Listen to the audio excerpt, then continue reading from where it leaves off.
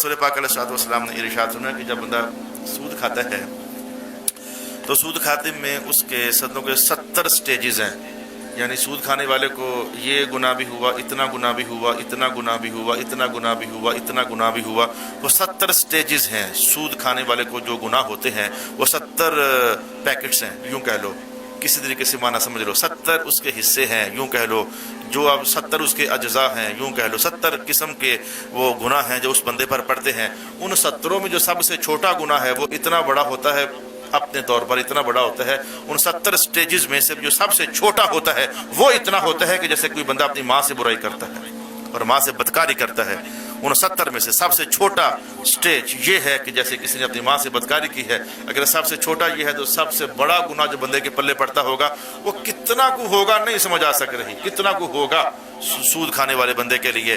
یہ تو وہ بات ہوگی جو میں نے آپ کو بتائی، بتانی یہ نہیں تھی، بتانی اگلی ہے. اب بتائیں. قال رسول اللہ صلی اللہ علیہ وسلم ان ارب الربا، ان ارب الربا، سود کھانے والے کے لیے کم از کم جب یہ گناہ ہے تو زیادہ کا اندازہ کرو کیا ہوگا، ایک اس سے بھی بڑا گناہ ہے. اللہ اکبر. زیادہ حیران نہ ہو، کرتے ہو سارے کرتے ہو تقریباً. جس کو اللہ بچا لے وہ بچ گیا. سارے کرتے ہو، منہ مارتے ہو ہر جگہ. سنو رسول پاک نے کیا فرمایا، ایک اس سے بھی بڑا گناہ ہے. حضور وہ کیا ہے؟ کہا مسلمانوں کی عزت ایک دوسرے کے سامنے خراب کرنے کی کوشش کرنا. کرتے ہو کہ نہیں کرتے؟ وہ ایسا ہے، یہ ایسا ہے، یہ ایسا ہے، یہ ایسا ہے. یہ ربا نہیں ہے، یہ ارب الربا ہے. سود سے بھی کوئی پرلے درجے کا گناہ. حالانکہ سود کا سب سے چھوٹا سٹیج یہ تھا کہ ماں سے بدکاری کرنے والا. بڑا کیا ہوگا، اور اس سے بھی جو بڑا ہوگا وہ اس کا کتنا دوزخ میں. میں بھی بچوں کو ایک لمبا ترین لیکچر دیا، جو نئے بچے داخل ہوئے ان کو سب سے لمبا لیکچر میں نے یہ دیا ان بچوں کو کہ جھوٹ بولنا جو ہے یہ، اس پر میں نے ان کو 15 حدیثیں بتائیں جو نئی کلاس داخل ہوئی. اس میں سے جو پہلی حدیث یا دوسری حدیث بتائی کہ جھوٹ بولنے والے کو اللہ کتنا کو گناہ دیتا ہے، کتنا کو ناراض ہوتا ہے.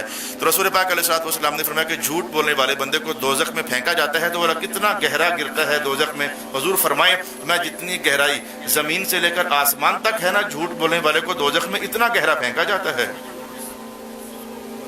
جھوٹ بولنے والے کو اتنا گہرا پھینکا جاتا ہے. یہ ایک گناہ ہے جس کا تعلق بندے کی اپنی ذات کے ساتھ ہے.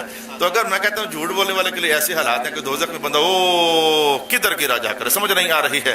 تو سود کی بات کرنے کے بعد یہ کہنا کہ اوروں کی عزت خراب کرنا، ان پر تہمتیں لگانا، ان کی غیبتیں کرنا، ان کی نفس سے عزت نفس کو پائمال کرنا، اوروں کے سامنے ان کو رسوا کرنے کا ہر حربہ اور ہر کوشش استعمال کرنا. کر لو جنیو، میں کہتا ہوں تمہاری زبان میں جڑنے پترو کر لو، سب کھوٹیاں تھی سنتا دکھ رہی ہیں. جانا نہیں ہے ادھر، قبر کے اندر جانا نہیں ہے، اللہ کے حضور پیش نہیں ہونا ہے. کس منہ سے اللہ تعالیٰ کو جواب دو گے؟ اپنی خیر مناؤ اپنی. وہ کیسا ہے چھوڑ دو، تم کیسے ہو. اللہ اکبر. اللہ پاک نے مجھے قرآن پاک کا حصہ یاد کرا دیا. یا ایھا الذین آمنوا، اے ایمان والو، سارے سنو ایمان والو. یا اللہ جی کیا؟ علیکم انفسکم، تم اپنی خیر مناؤ. تم کن چکروں میں پڑے ہو، وہ ایسا ہے تو وہ ایسا ہے تو وہ ایسا ہے.